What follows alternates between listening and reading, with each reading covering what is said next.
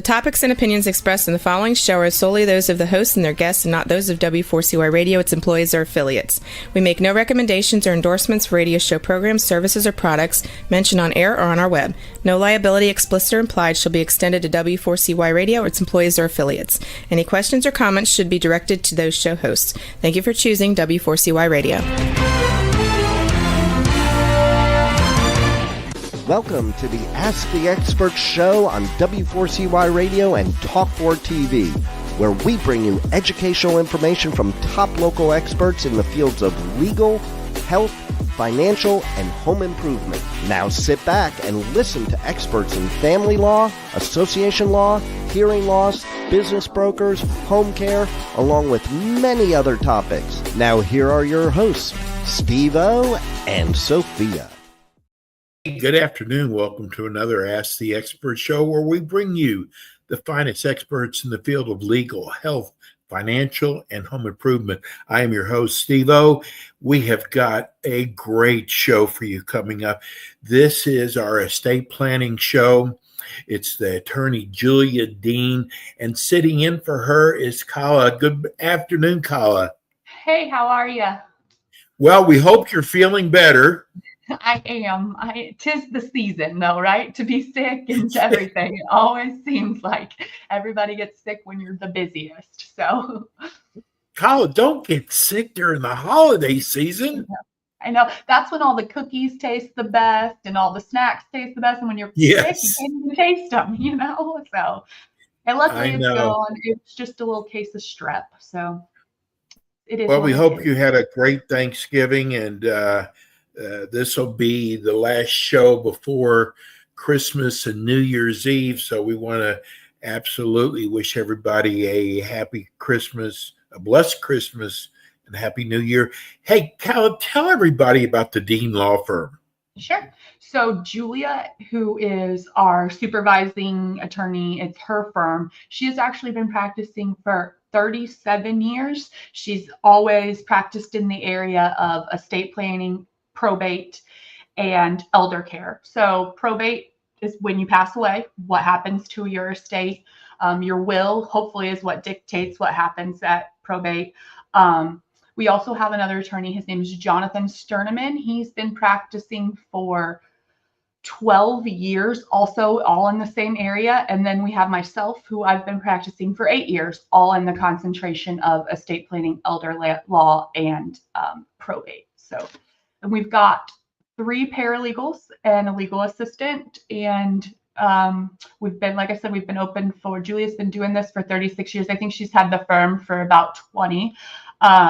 Just a great place to work. We really try really hard to have a personal relationship with our clients. And that's truly what honestly attracted me to this firm, right?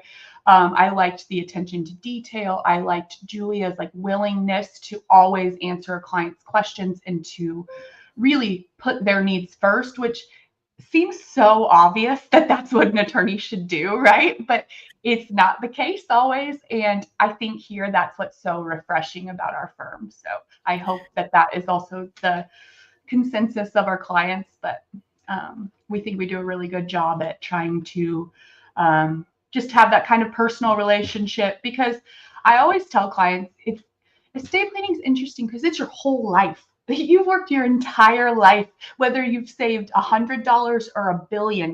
It is your life's work, and we want to protect that. And I think that is what makes us different and what sets us apart. Is truly, I think that's how all 3 of our attorneys and our legal assistants and paralegals approach these topics and approach the clients.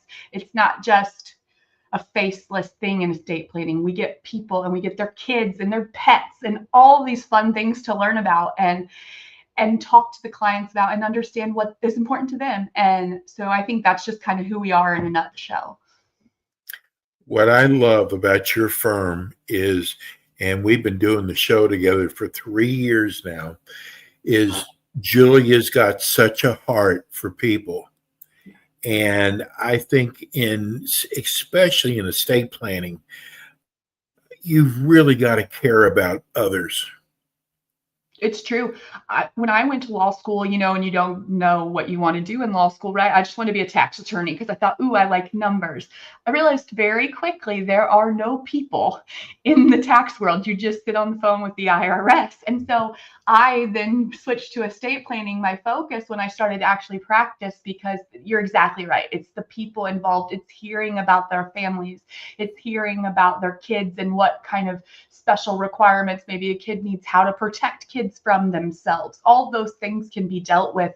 And a lot of times clients don't know where to start, right? They have this idea, they want a will, but they don't know what it should say. They don't know that they can protect their kids to some degree from themselves, even after their passing. So I think that's where it always starts, is the conversation is, who are you and who do you love and why do you love them and what are their issues, So I think, yeah, Julia has an amazing heart, and you can definitely see that in our work and our relationship with our clients. You know what I think throws people off about your area of law is the word estate and then a planning. Mm-hmm. And they think, oh, I've got to have a mansion to sit down with your firm, and that just isn't the case. That's so true. And we see that a lot. People who don't think they have enough, or they haven't accumulated enough, they think, oh, it'll just get figured out when I pass away. And it will, but it will be expensive, and it'll be lengthy, and it'll be time consuming, and it'll be harder on the people you've left behind. It's almost a gift in a way to the people you're going to leave your stuff to in a will. It's almost a gift to them to write it in a will too, because otherwise we're going to probate and we are going to court with no will. We have to employ another attorney who has to decide who all of the heirs are. So imagine a situation, little grandma passes away, no will. We got to go figure out who she's related to, who are her children, who are her grandkids, that's a lengthy process that requires two different attorneys. And when there's two different attorneys, there's two people you got to pay. So if you can do it during your life, even if you don't have as much as you think you do, or you don't have enough, you do, because you should always protect what you have accumulated. And like I said, make it easier for those that you leave behind, because when you pass, they're grieving. And if they have a probate to-do list that's a mile long, they can't always start their grieving process. And I think that's really important to us as planners. And then also on the probate side is, we want to get people through this process so that they can start their own growth and healing process and everything like that. And so many people can't do that until they've started the probate process. And going through probate is just so much easier with a will than it is without one, unfortunately. I never could understand. This is the greatest example, and I've brought this up many times on your show. A person like Prince, the singer Prince, Mm-hmm. who had millions and millions of dollars and never sat down with all of his managers telling him how to run their business, didn't even have a simple will. Oh, I know. And imagine the legal team that he had around him. Not one person thought, hey, you should write a will, and with all your millions. Amazing. And the things that Prince went through, even though he had probably a $15-20 billion estate, are the same things that a person with a $100 estate goes through. It's just, he had the money to pay for those things. People with the $100 don't. So if you get in and you write a will beforehand during your life, it is a cheaper situation than or more affordable than going through probate with no will. And it's, your stuff gets to go where you want it.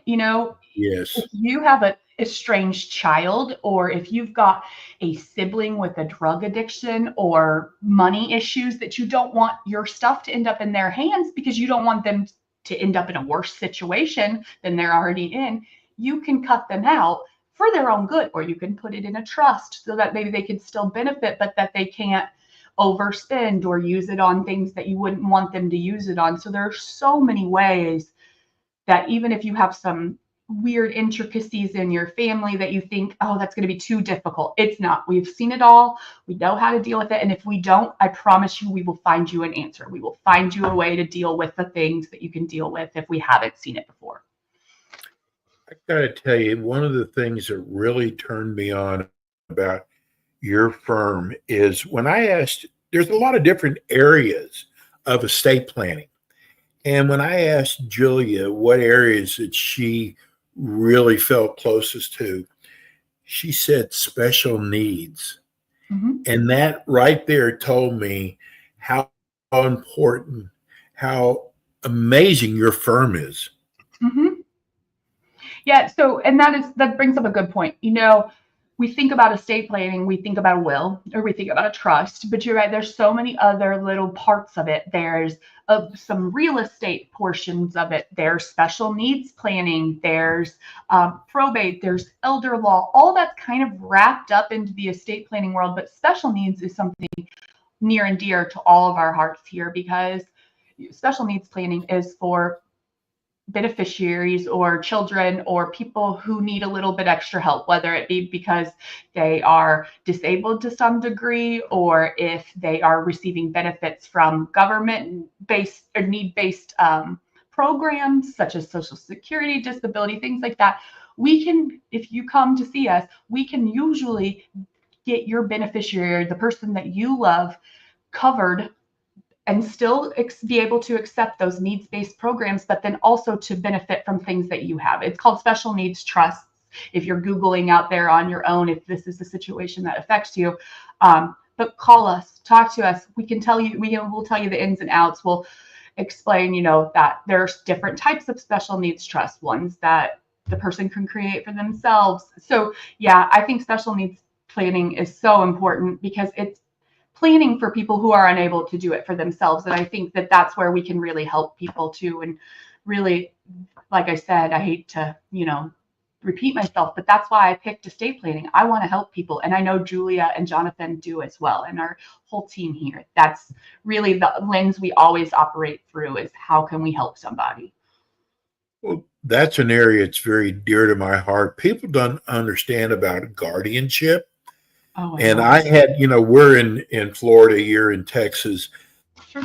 But I had to learn the hard way. We have an autistic daughter. Mm-hmm. No one ever told me that when she turns 18, all that needs to be done. There's not a course or a class that you take for that. I know. And I only wish I'd have known earlier. Right. And so people, who have a son or daughter who's special needs, and what happens when they turn 18, that is so important that they sit down with your firm. Yeah, that brings up so at 18, whether the child has any kind of incapacity, they are an adult, right? So they can take care of themselves in the eyes of the law. But what if they're unable to take care of themselves even though they're 18? That's when the parent comes into play. But parents don't know. They just always assume, I just take care of my kid. Of course I can. Why wouldn't I be allowed to take care of my child? But it's kind of counterintuitive, I guess. But yeah, you've got to go to court. You've got to get a guardianship over that child that you've had a guardianship over unofficially for 18 years, but now it's got to be official because they're 18. And I use the example of Britney Spears. We talked about Prince. Britney Spears had that guardianship over her. So, it doesn't always have to be for kids. Older people, when they get to end of life, deal with dementia and Alzheimer's and all those other not fun to talk about situations. And you can plan for those situations in advance. You don't know if you're going to get Alzheimer's in 20 years. Nobody has any idea. So you can plan for it. And we do that in a revocable living trust. And we're happy to talk about that. But that can definitely avoid some of those situations. But yes, when it's a child, you're going to court. And the sooner you can start that process to some degree, the easier it is. And if you don't know you're supposed to start that process, you just don't do it. So you're exactly right. Yes. I mean, and sometimes it's just a call to us and just ask us, hey, do I need to do this? Because I love to tell clients, hey, you know what? Nope, you don't need to do it. You don't need to pay us. You're good to go. You're covered already. We love to say that too, as much as we love to, have new clients, but we love to tell people, you know what? You're taken care of. You've done everything the right way and you don't need us. We love to tell people that sometimes too. And so just give us a call. When in doubt, call an attorney. You don't always have to call us. Of course, we much prefer that you do, but call somebody you trust and somebody that's the biggest thing nowadays. You can read reviews and see, what the attorneys kind of stand for through their reviews. And I know our reviews speak really highly of us. And so when you're out there doing Googling, you research as much as you can on your own and ask pointed questions to attorneys. But it's also okay to walk into an attorney and just say, I don't know what I should ask you. I have people tell me that all the time. And I'm like, okay, Yes. then I'm going to start at square one and I'm going to explain to you. And then you just stop me when you've got questions. And that's how we kind of approach those, because some people just don't know what to ask. And you're not supposed to always know. So that's why you have us. From personal experience, I'm going to tell people, do not try to handle this yourself. It is a very complex, when we're talking guardianship, is get a law firm like the Dean Law Firm and let them handle this for you. Because, oh my God, Kayla, it was a nightmare before we got an attorney. And I just got to warn people of that, because, you know, if you look at the statistics of children being born autistic, the numbers are very high. They are, yes. Yeah. And the numbers are going up for whatever reason. And that's exactly right. You do it on your own. And I tell people you can always try it on your own, but I promise it's going to be harder. And it's probably going to, once you've tried it on your own, it's probably going to be more expensive sometimes for the attorney to fix what you did wrong. And I know everybody's heart's in the right spot and they just, you know, they think they're doing what they need to do. But those guardianship proceedings, I mean, it's accounting every year. In Texas, you have to account for all the money that you've spent on the person. You have to tell the court why you did what you did, where you went. You know, there's a lot of court oversight to those things. And if you don't have an attorney doing those things, you know, you may not be doing them right. You may never get a true guardianship over, you may never get it done. You may never get a true guardianship over your child. And that's just a scary kind of vulnerable situation you really don't need to be in. Do you have to keep a log in Texas? Do you have to keep a log for the state? It's almost it's a daily log. Yeah. I know we do here in Florida. And I'm telling you, do not let this go and try to redo, come up with it at the end of the year. It just, you've got to keep up with it daily. That's exactly right. It's an accounting. And basically you're accounting to the court where you've spent money on this person, basically showing that you've done a good job taking care of the person who needs to be taken care of. So it's designed to protect. And that's a great thing. But it's tedious and it's a lot of stuff. And if you're not trained in it, you're going to do it wrong. And the court, it's just going to create more back and forth with the court and more court fees and more attorney's fees on the court side. And yeah, it's just such a much easier process when you can get an attorney. One of the other things that Julia said when we were first beginning is she said, I want to keep my clients out of probate. Now, if you've never gone through probate can be really, really expensive. So to hear an attorney go, I want to keep you out of probate, that was so refreshing. Yeah, and the ways we avoid probate are cheaper in the long run than probate for sure. I mean, and that's what we tell people when they come in.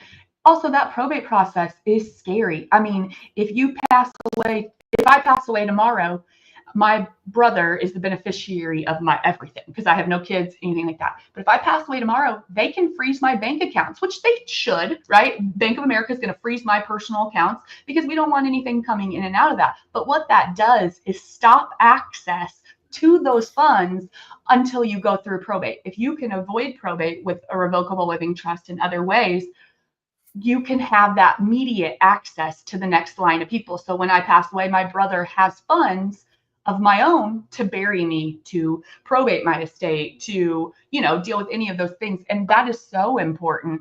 And again, it's just kind of dotting your I's and crossing your T's while you're alive, getting everything in order and everything in a organized fashion for the people that you're going to leave behind. And like I said, that's a present in itself. That's a gift to them in itself.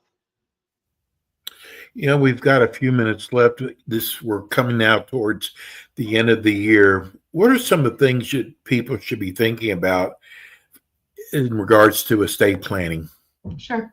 Well, first question is, do you have an estate plan, right? If you do, when when was it written? Is it tied? Have things changed? Do you have any new children? Do you have any new grandkids? Do you have children with new needs that they didn't have when you wrote the will? If you don't have a will, you just need to come in and chat with us and talk about, what it is that you want. What are your goals?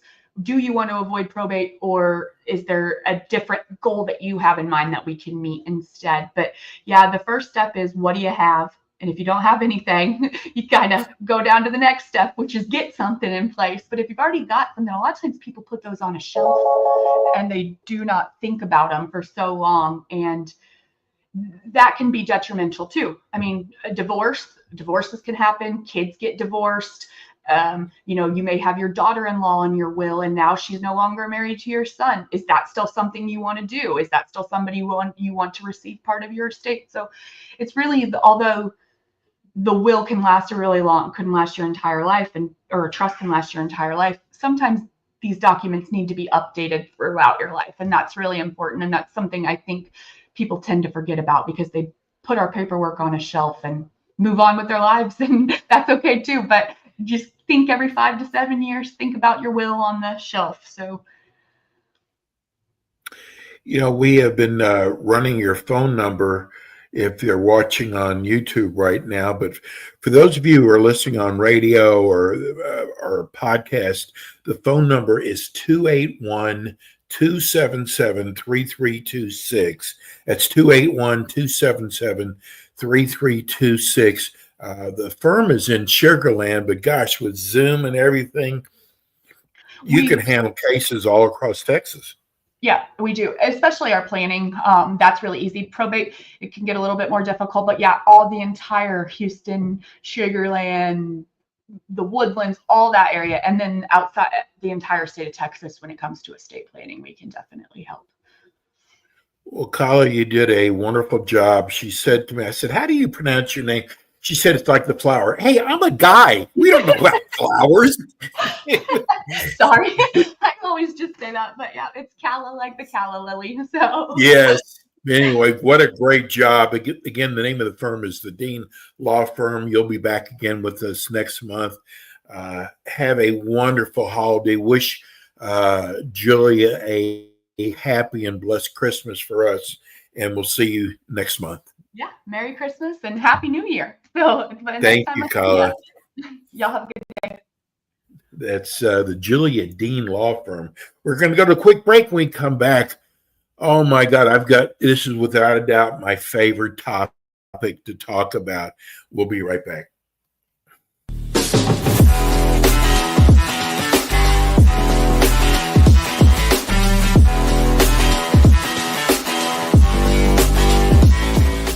K. Bender Rembaum is a full-service community association law firm dedicated to the representation of community associations throughout Florida.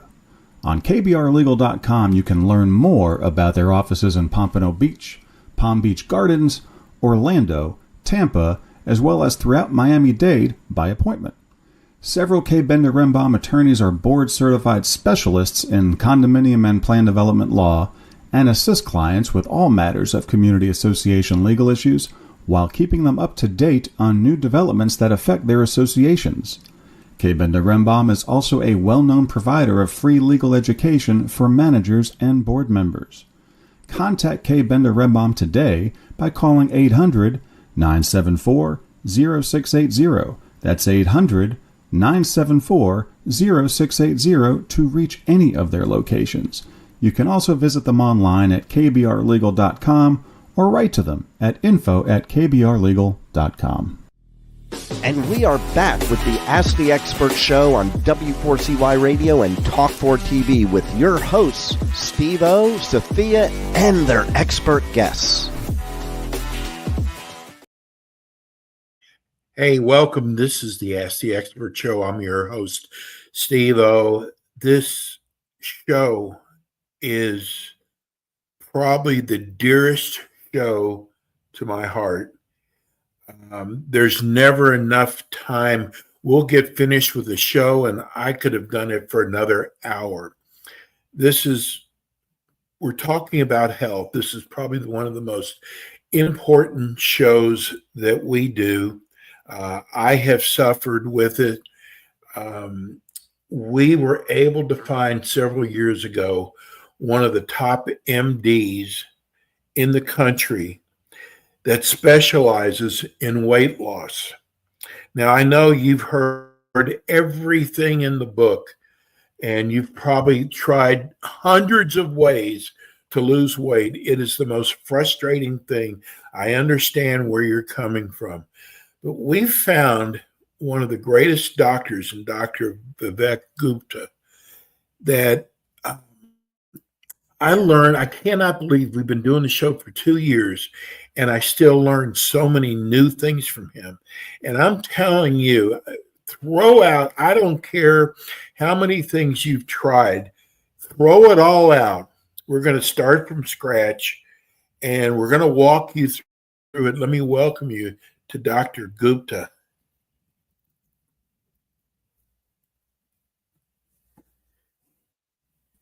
We're waiting for him to. There he is. Hey, how's it going, Steve? Did you hear that opening? I heard parts of it. Dude, like, I see Zoom patients every day, but every time I'm on your show, somehow I have tech. Like, I don't know what's going on. You know what, Dr. Gupta, I got to tell you, I'm telling people because I know what it's like. I don't care how many things you've tried to lose weight. Yeah. I know it's frustrating. Yes. Throw all that out.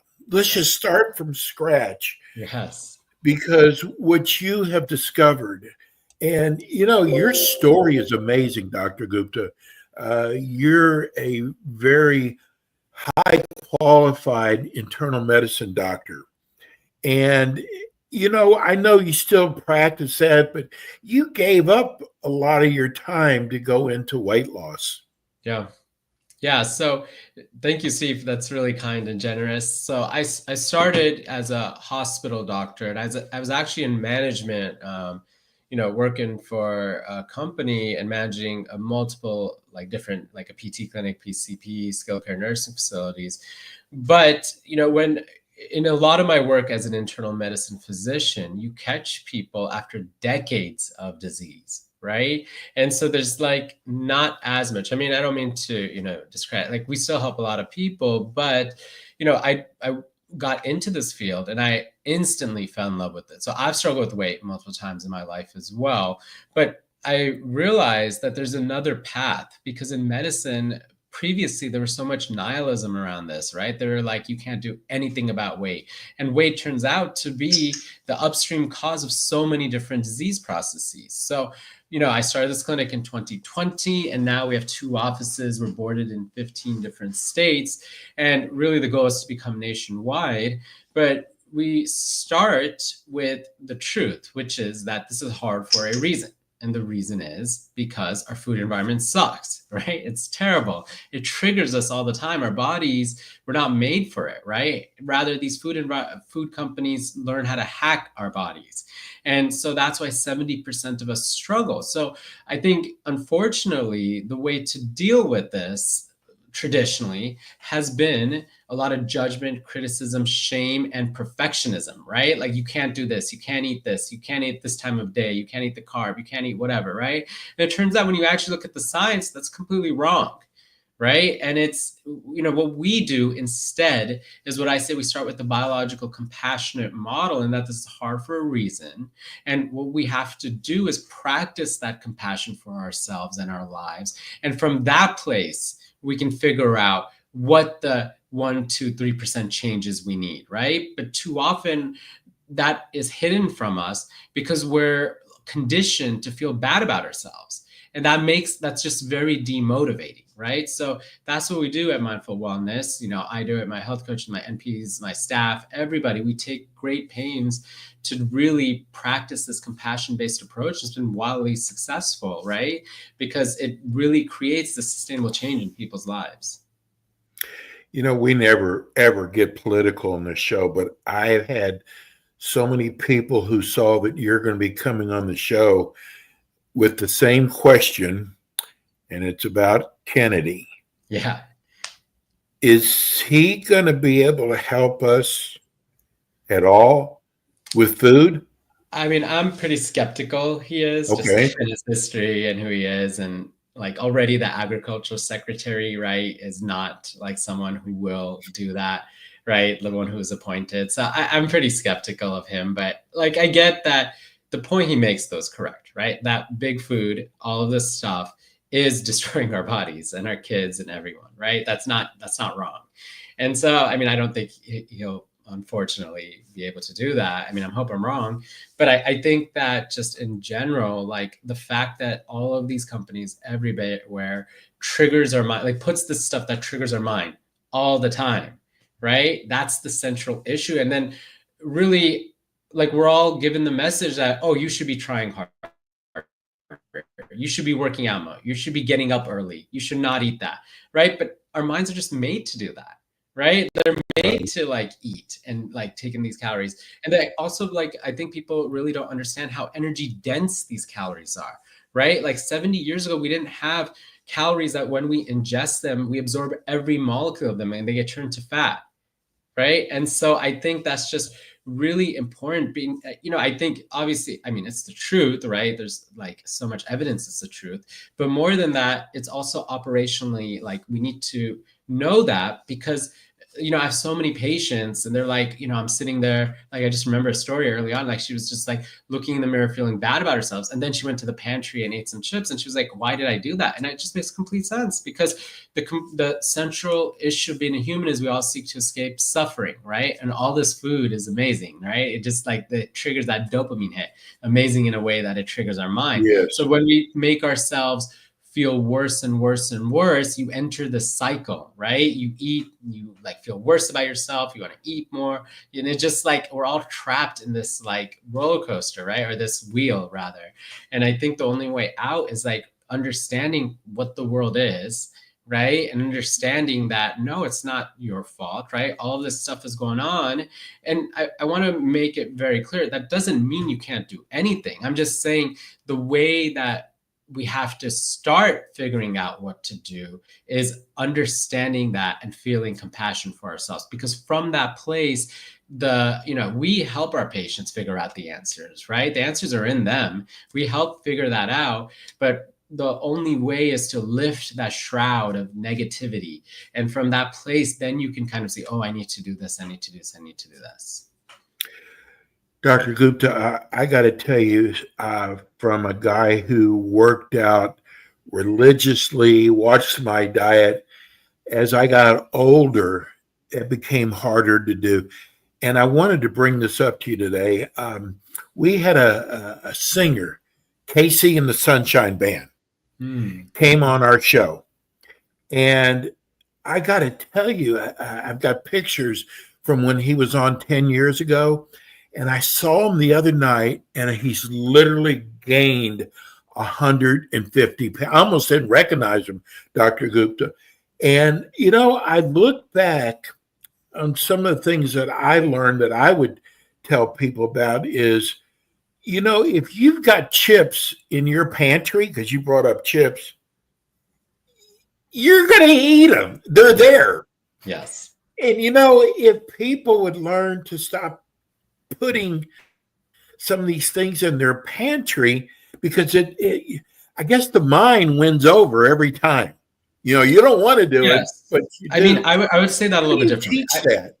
Well, I would say that differently. I would first, you know, explore the reasons behind why the chips were bought in the first place. A lot of times it's habit. Yes. A lot of times there's kids, a lot of things, right? And we can brainstorm around that too by like keeping stuff somewhere and not like there and never going in somewhere, like using some strategic search to deal with that. Or is there anxiety behind that, right? Is that like the break that like at night that people eat or whatever, right? And so like we have to go behind, like, I think like, I haven't said this in the past meetings I've realized, but I'm gonna say it now. Like, I think that we have to really understand that humans fundamentally want to be well and healthy.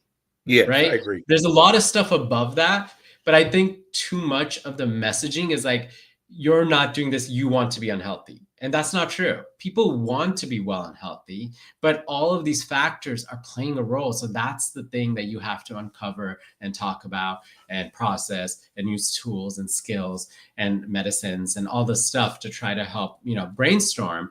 But I think like if you understand that, for a patient, it makes it so much easier to kind of see like, okay, it's not like them, it's not their fault, right? It's just, you have to see like, these are just the things in their lives, and we can brainstorm around and use creative solutions around all that stuff. Dr. Gupta, I've learned from you that stress is a cause Yes. for weight gain. Yes. How do you deal with that with your clients? Again, by forming deep relationships with them and getting to know them, right? Because everybody's different. Yeah, everyone's different, and kind of brainstorming, using both evidence and using medication and non-medication approaches to deal with all of that, right? Nothing's off the table. Like everything from, traditional SSRIs or something to like coaching people to write emails to their boss, like telling them like they've been working all these and acne comps and they need help, right? And I think like I said, nothing's off the table, to breathing exercises and mindfulness, to like talking to partners, helping with rearranging, some of their lives to help things, or getting help or whatever, right? So like, I think you like put it all on the table, and like we're coaches, therapists, like mindfulness instructors, using all of these different ways, we try to figure out, okay, how can we get this done in your life, right? And the directionality isn't that this person needs to try harder or do more. It's how can we make it easier in your life? I got to tell you, I'm so upset. We've talked about this before too. I'm so upset with insurance companies, because when it comes to overweight, it could lead to heart attacks, strokes, Yes. Diabetes, things that could kill you. Yeah. And it seems like that they would want to take care of the situation now, because if it's let go, it's going to be more costly to them in the long run. Yeah. I mean, I think that, it sucks. I'm not defending any insurance companies, but I do think that like, it's just like, it's the rest of like all of capitalism. It's just the financial incentives, because like Yes. 50% of their patients qualify for the meds, and they cost like $1,200 a month, and like they immediately pay for it versus later. I don't know. It all sucks. The whole system is like not. Yeah. So it's like a bunch of different reasons for it, but yeah, it's not ideal. But as an internal medicine doctor, you see all this, that weight gain causes people. I worked in the hospital last night. There were like 3 of my patients had various disease processes that were directly related to weight, right? That if they had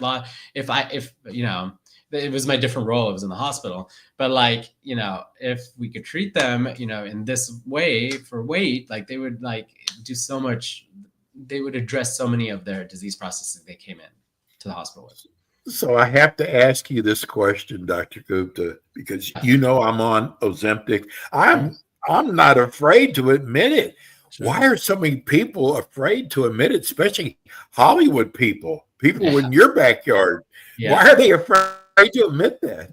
Yeah. So, I've been doing this for several years. So like, I think that so I do want to say everyone's entitled, because I have patients, right? Like, I think I want to make a difference between public figures and like private figures, right? Like, I think private figures, like everyone's entitled to their health privacy, right? Like if someone doesn't want to share it, they don't feel comfortable, and they're dealing with a lot of stuff. I do think public figures, again, that's probably true too, but I somewhat like dislike that they don't admit, because I think it just reinforces the willpower narrative, right? And I hate that. Like It just makes people feel like they did it, why can't I do it, right? Not to mention like the money to have a private chef or a personal trainer, all that stuff. Yeah, like right. Lab. So like that's like huge. Like even if they did it without any medicine, you still have structural factors that make it incredibly like different for people, right? Like, or like there's personal trainers who talk, and it's like, okay, if my job was working out 7 hours a day, then that's like a different thing. Most of us have to do other jobs and have kids and have other things. So it's like impossible, right?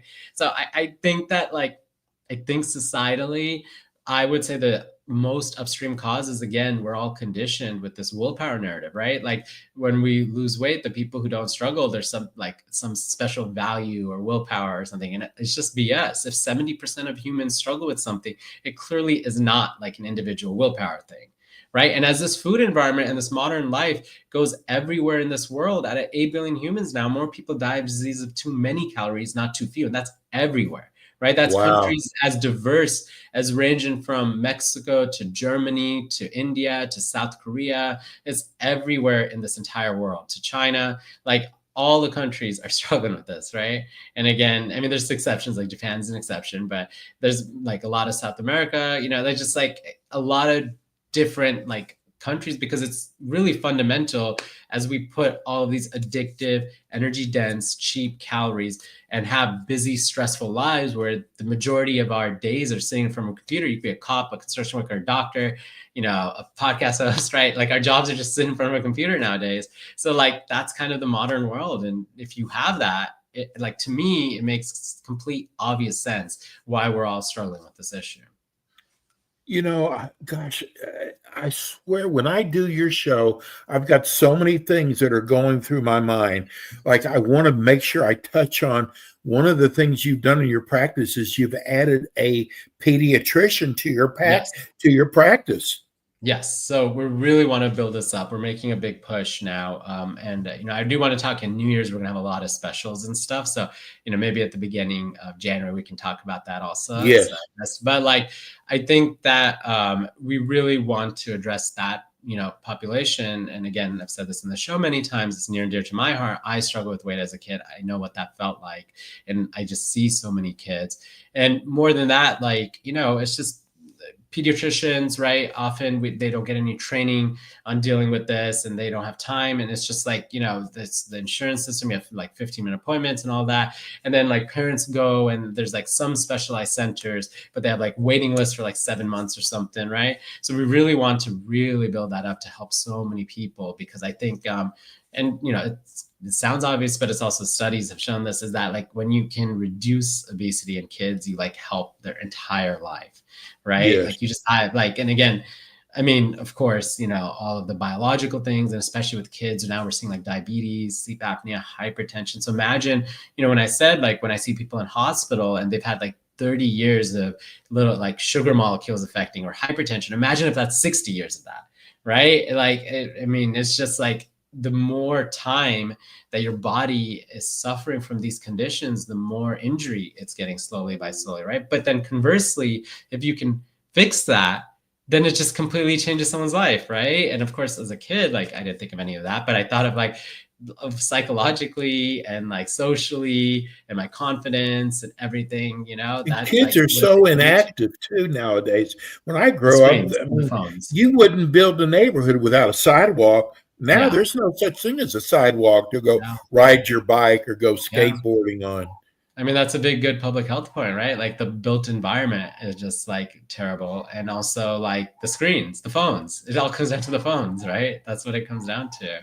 And I mean, that's for adults. I want to you've got a project that you're working on that you're raising money for. Can you explain that? Oh, sorry, that just finished. It was the American Heart Association, so it was a fundraising drive. So I just finished it, but like, basically, it was donating money to the AHA. I mean, you guys can go to their website and still donate to them. Okay. But it is, it was just helping because, again, it's just part of my passion, and that's what I like to do as well. Dr. Gupta, I think what you do is so amazing. You have developed a concept that no one else is using. And I think it's so important. I know I've learned so much about weight from you. And, we get a lot of letters, people going, I've tried everything, nothing's going to, they're so defeated. And that makes your job so tough.